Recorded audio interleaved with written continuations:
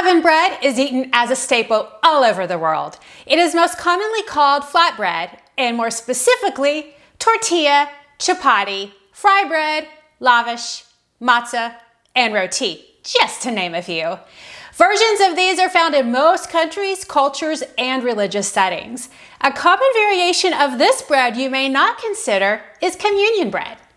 All of these basic recipes are pretty much the same. They contain flour and water. Welcome to Summer Bakes the World. On this channel, we bake breads and dishes from all over the world, providing history and lots of tips. Since we are in the week between Passover and Easter, it's time to make a basic unleavened flatbread. This bread is commonly eaten during this week when leavened bread for the Jewish is not consumed. However, in many cultures, this bread is eaten year-round. For religious reasons or not, a basic unleavened bread is simple and quick to make to accompany any meal. Given the season though, unleavened bread has its religious purpose. Whether you are Jewish, Christian, or other religion where unleavened bread is consumed, there is symbolism behind it. Unleavened bread, simply put, is bread without any raising agent like yeast, baking powder, or baking soda that would cause the dough to rise. In biblical terms, leavening such as yeast represents sin. For the Jewish and Christian faiths, whether during Passover or for communion, unleavened bread represents simplicity and purity. It's a reminder of the sacrifices made and the need to eliminate sin from daily lives. Given that, let's look at these very simple ingredients. You can adjust the recipe to fit your needs. I'm actually going to show you a gluten and gluten-free version along with skillet-cooked and oven-baked versions. So basically, you're getting a 4-for-1 deal today.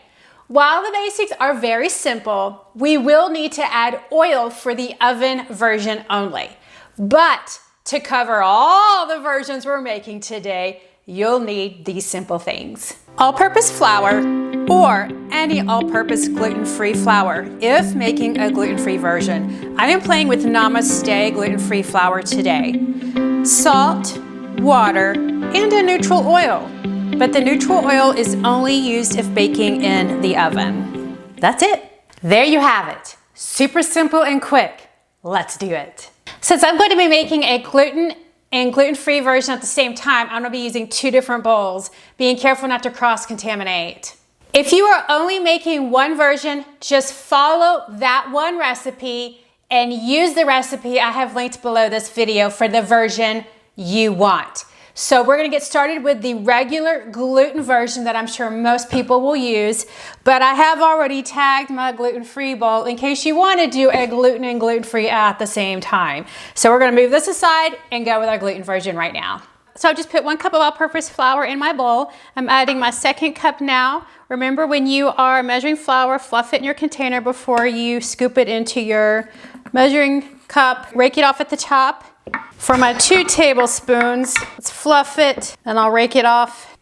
So 2 cups plus 2 tablespoons in your bowl. We're going to add a 1/2 teaspoon of salt, and I'm just going to stir this around to combine it. You could use a whisk or a fork. I'm trying to keep my utensils separate since I'm doing a gluten and gluten-free. To this, we're going to add 1 cup of cold water. I like to make a well with my dry ingredients when I pour in my wet ingredients, and then just slowly fold and mix it in. Depending on your environment, you might need less than a cup. I live at dry climate, so I tend to need all the liquid. So I did put the full cup in here. You might not need the full cup. So pour it in, stir it, and then pour more in as you need it. Now, if you are just cooking these in the skillet, all we have to do with this dough is to knead it on a surface, divide it into ovals and shape. But since I'm doing both today, oven baked and skillet cooked, we're going to divide this dough in half. So I'm going to make half the recipe, 1 for baking and 1 for the skillet. Before I divide this in half, I need a surface on which I can knead. Just going to grab a little cutting board. I'm going to add some flour to my board. And since this is the gluten one, I'm going to use my gluten flour, my regular flour. And this is going to be just minor knead, so I'm not going to use a big board for this. So let's scoop out this little dough that we have made. So I'm going to cut mine in half, roughly. It doesn't have to be perfect, right? I'm going to place this half in the bowl. I'm gonna leave this one on the floured surface for the time being. I'm gonna push this side.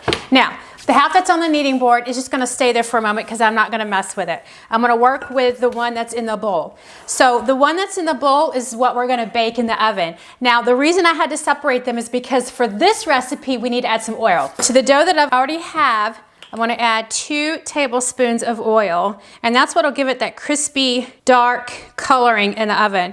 So if you're making a full recipe, it's going to be 4 tablespoons, but since I'm doing half, I'm doing 2 tablespoons, and I'm just using a neutral oil because we really don't need any flavoring. I'm going to mix the oil in here. You can knead it in. So the one that we're putting in the oven, we are just going to set aside.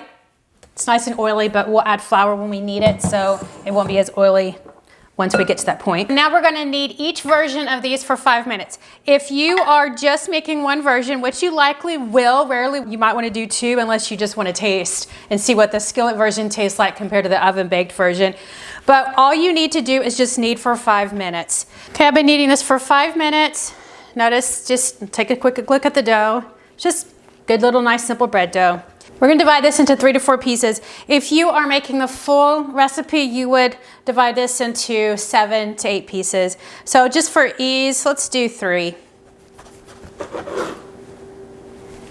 Okay, and I'm just gonna eyeball it. And I ended up putting a towel under my cutting board here because kneading it, the board was going everywhere. Okay, so then from this, we're gonna make some ovals and then pretty much ready to cook it. You could roll it out, you could do it by hand, whatever you have available to you. To roll mine out, I'm just gonna use this little rolling pin that I have here. It just makes it easy when you're rolling out simple things. Like I love to use this to roll out my homemade crackers. So remember, this is a flatbread. We do not want this to rise. We just want it to be flat, but we also wanna make sure it can cook through.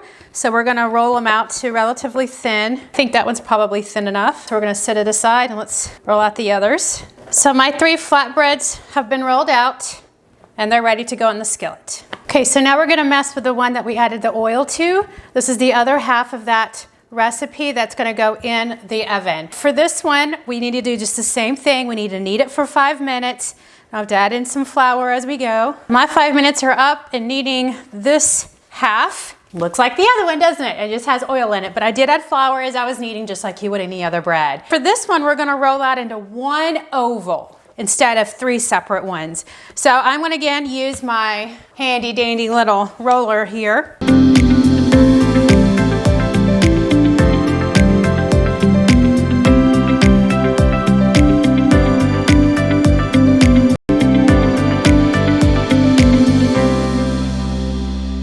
7.5 by 10. So I think I'm happy with that size right there. And this is what's gonna go in the oven. So this is our gluten bread, typical bread to be oven baked.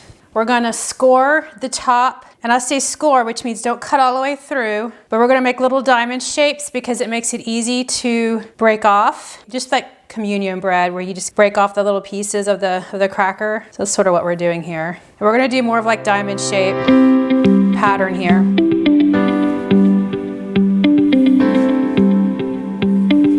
That looks pretty good. So I'm just going to use a round cookie sheet. If you're making the full recipe, you'll want a bigger cookie sheet.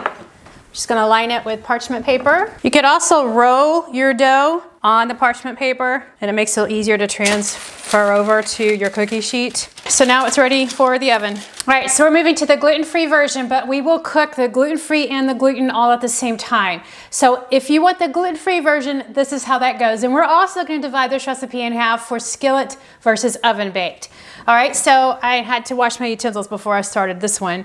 So in a bowl, we're gonna add 2 cups of gluten-free flour. Gluten-free flour can be very tricky. There are a lot of store-bought versions out there, and they all act very different from one another because they have different amounts of gums and different types of flours that are used. You just kind of have to play. If you find one that you like, you can go with it. I'm in the process of making my own, so I have to gather all the ingredients, all the different flours, because you need like superfine brown rice flour, superfine white rice flour, and then there are versions with like a bread flour.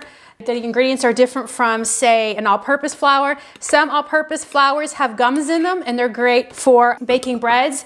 Others don't have gums in them, and they're better for like making pancakes and flatbreads like that.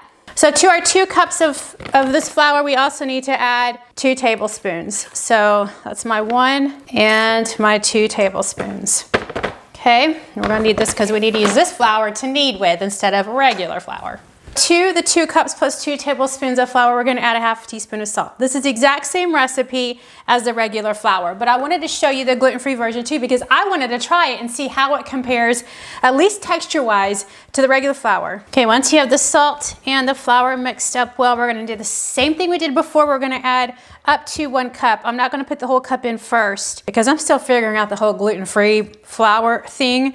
And I know usually gluten-free flours require more water than regular flour. Maybe that I need more water, but this is 1 cup of cold water. Okay, I'm actually adding in the whole 1 cup. You know, people who eat gluten-free and bake gluten-free are very particular about their gluten-free flours. And I understand. Right now I'm just using a standard store-bought, and there are a lot of recipes I do not like to use this flour in. So I'm curious to see how this one measures up to just regular flour. But what I read about this recipe is that people have used the 1-to-1 cup gluten-free flour and some other gluten-free flours, and they worked. So I thought, well, since I have Namaste, let's see what the Namaste flour does. And you know what? If we don't like it, so be it. We do a different flour the next time, or I use my own combination. If you're just gonna cook these in the skillet, you would just knead, divide, and shape into 3 ovals like we did with the last one. But since I'm doing both oven baked and skillet today, we're gonna divide this in half. And I am going to use actually a different cutting board on which to knead, so that I don't cross-contaminate. I've washed all my dishes I've had to reuse. So this is a different cutting board. The other one was navy. This is more of a brighter blue. So it is a different one. As I learned with the last one, even with the little cutting boards, I need to have a towel to knead on because the boards will move around. Add a little bit of flour to my board. I am gonna treat this just like regular flour, just with gluten-free flour. So I don't really wanna knead this just yet because I wanna cut it in half. And I did wash my knife with soap and water, so it should be okay. So the half that we're gonna put back in the bowl is the one we're gonna add the oil to. So the one that's here on the cutting board, we're gonna need gluten-free bread. You don't typically need to knead very much. So you know what? We're not gonna knead for 5 minutes. I know better than that. So we're gonna knead this just enough to make sure that everything is well combined and it's not sticky. These are flatbreads. We don't need to develop any gluten in any of these, and we're not gonna develop gluten in a gluten-free bread. Hello, gluten-free, right? I think I'm pretty happy with this, as happy as I'm gonna be. Okay, looks like a dough, doesn't it? All right, so this is again what the up close that this dough looks like, the gluten-free version. So just like with the other one, we're gonna divide this into thirds. Just gonna eyeball it. Flour surface, and then we're just going to roll it out into an oval. Now this is what we're cooking on the skillet, this version here. And I'm using my great little rolling tool that I've cleaned from rolling out my gluten ovals. I wanna make these thin, like a tortilla. So I'll put this one aside. Okay, so that's my last oval for my gluten-free. So we're gonna set it aside. With the other half of the gluten-free dough, we're gonna add 2 tablespoons of a neutral oil. This is avocado oil, but you can use vegetable oil, whatever you want. And this is the one that we're gonna put in the oven. And the oil is just gonna help it crisp up, which is why we add the oil to it. So then I'm gonna start out stirring this in a bit, more mashing it in, and then we'll move to kneading it. So just like the other one, we're gonna knead it for a couple of minutes. Put our little work surface here and let's just knead it all together. Since this one has been kneaded good enough, I think, we're just gonna flatten it out into an oval.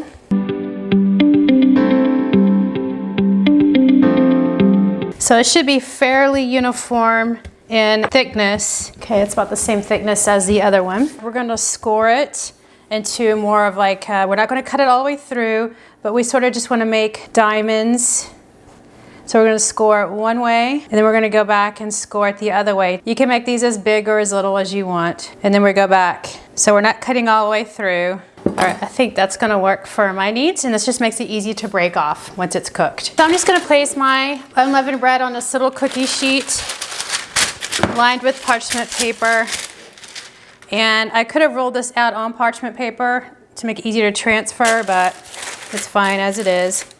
See, and it fits just fine. It shouldn't rise or anything because it's unleavened, so that should be a good size for it. So I have both my gluten and gluten-free oven baked dough here. So this is the gluten one on the round cookie sheet, and then the gluten-free is on my rectangle cookie sheet. We're gonna bake them in the oven separately. The recipe that I'm using has us broiling them on high for 10 minutes on the bottom rack. So I'm gonna put the gluten one in first, since that's the one we started with. I have my oven on broil right now, and the bottom rack is set at the bottom level. So I'm just gonna sit it in there, close it, and set the timer for 10 minutes, and I'll continue to watch it and make sure it doesn't burn. Once the 10 minutes are up, we're going to flip the bread and let it boil on high for another 10 minutes. The first 10 minutes of the bread looks like the gluten one, so I'm gonna flip it over. Notice the underside is not crispy looking at all. So we're gonna put it back in the oven for another 10 minutes. The gluten one is completely cooked now. I just took it out of the oven, so you can see it's definitely brown and crispy on the back side. It's brown on the front side. So now we're gonna do the same with the gluten-free version. So the first 10 minutes of the gluten-free bread has been cooked. Notice the edges have started to curl up, which didn't happen on the other bread. So we're just gonna flip it. Ooh, that looks nice and pretty on the backside. We're gonna put it back in the oven for about 10 minutes. So our gluten-free bread is now done. Notice how nice and crispy it looks on the backside.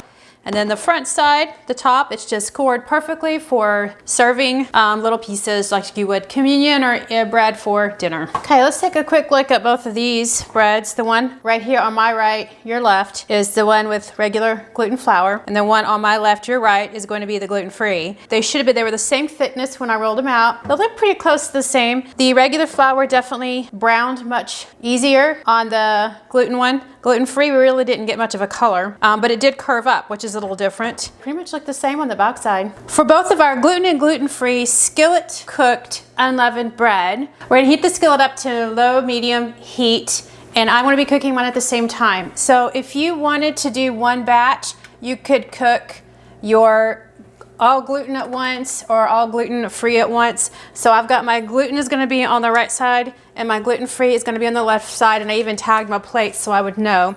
Using different utensils so I don't cross-contaminate. Once the skillets heat up, we will then add each of the unleavened bread.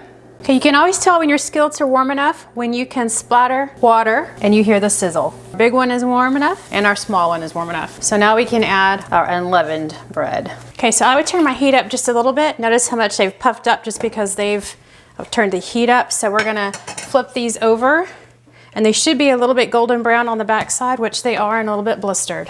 You can adjust the heat as you need. Okay, mine are ready to come out of the skillet. So that's the gluten-free one over there. And this is the gluten one here. I'm just gonna place them on a rack so they can cool. And we're gonna add the next set here.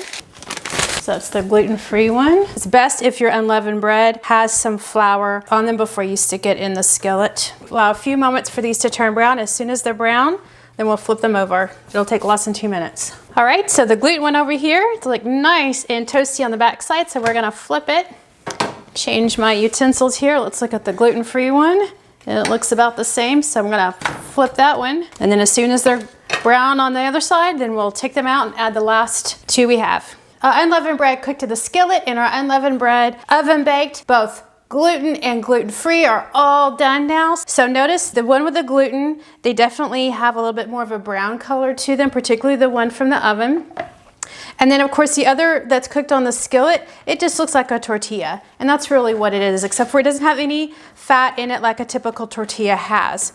Now the gluten-free one, it seemed to puff up a little bit more in the oven. And then of course their tortillas look pretty much very similar. To me they look a little bit more white, but I think that's because of the superfine rice flour. Okay, let's take a quick look at the gluten-free, and I'm gonna tear one of these in half so you can see what it looks like on the inside. So it does tear like a tortilla, although I do think it does have that gummy interior, which is typical of gluten-free flours that have the gum, like the guar gum or the agar-agar or the xanthan gum in it. So let's look at the oven-baked one. It's definitely crispy. Notice we did score it so that we can tear off some serving pieces. Notice it's, to me again, it looks like it has that gummy look to the inside, but it does break like you would expect. Looks like a cracker almost. All right, let's take a look at the gluten one. So this is just like a tortilla. So I expect it to tear like a tortilla, and it does. Definitely has the layers on the inside. It doesn't have the gumminess like the gluten-free one. All right, and let's look at the scored oven-baked one. And it tears like what you would expect for a unleavened bread. And if you were to break this off in little pieces, you could take that like communion or eat it with your meal. Okay, let's give it a taste. Our 4 versions of unleavened bread are ready to taste. So choose the one that best fits your needs and preferences. Feel free to add dried herbs and minced garlic to any of those recipes as well. For the recipes of each of these, see the link in the description below this video. While I can't eat the gluten-free version that's in front of me, and I cannot eat the other that happens to be in front of Scott, he is joining me today so that we can taste all the versions and compare. So let's try the tortilla version first. That's the cleanest one. So I'm gonna try the gluten-free, Scott's gonna try the gluten one. Now the tortilla has very simple ingredients. It's just flour, salt, and water. That's it. So what do you taste in the gluten one? Well, I don't think you can get any more simple. The difference between this and a tortilla is that tortilla has shortening. There's no shortening here. It may have some other ingredients, but no shortening. Tastes like communion. Okay, now try the gluten-free and see if you can compare the two, because they're both made with the same ingredients, except for the gluten-free has that all-purpose flour mix. So it's gonna have like super fine brown rice flour, it's gonna have tapioca flour, it has xanthan gum in it, arrowroot starch, I believe. It's chewier, but I think the flavor is similar between the two. Okay, I think so too, and I think that's the xanthan gum. So if I were to make my own flour and do this recipe again, I probably would do a flour combination that didn't have any gums in it, and that would probably prevent the chewiness that we're seeing here that makes it look a little doughy and raw in the center. When I have my gluten-free flour mix ready to go, I'll try this and do a video on it. But until then, we're gonna go with the store-bought. We have the oven-baked version. This one, same thing, it just has flour, salt, water, but it has some oil in it to brown it in the oven. So I'm gonna taste the gluten-free, you can taste the gluten. It's very plain and very simple. Tastes like communion. maybe a little thicker, but I think it would be a good side bread for a meal. Anyway, if you're looking for something hearty to go with meat, soups, whatever you're eating, I think this might work. Okay, so you want to compare the two? Flavor is slightly different. I guess it's because of the thicker bread compounds any differences that there may be between them. Definitely chewy. I don't know. To me, it seems like it didn't cook all the way through, but I guess that's just gluten-free. You know, and I think it's the gum. I find that every time I've baked with gluten-free prepared flour, that's an all-purpose one, I always find that it's a little bit gummy on the inside, and that's why I think if you were to make your own and you didn't put the gum, but you don't need it to rise, then you may not have that gumminess and chewiness on the inside. But also, gluten-free bread, you tend to have to bake them a little bit longer, and I went straight up 10 minutes on both sides for both of them, but I'm not so sure it would have made any difference, because even my regular bread that I make that's gluten-free, it still has that little gumminess to it, even though it's a regular side bread. So I think that's just gluten-free. But if you're okay with it, why not? If gluten-free is what you can eat and you want a bread, I think it's the versions out there that are fine. While these breads are eaten with any meal and in different variations all over the world, I think its most common version in the Christian world is communion bread. So whether you eat this at dinner during Passover, at the Lord's table at church or home, or to simply suffice your hunger needs, unleavened bread is the most basic form of all bread around the world. The next time you want or need a simple bread at mealtime with a little flour and water along with a heat source, you can break bread. Thanks for watching. As with all of my video requests, subscribe to my channel and share my videos with your family and friends. Your support helps to keep me going. Until next time, break bread with friends and loved ones using the fruit of your labor in baking the world.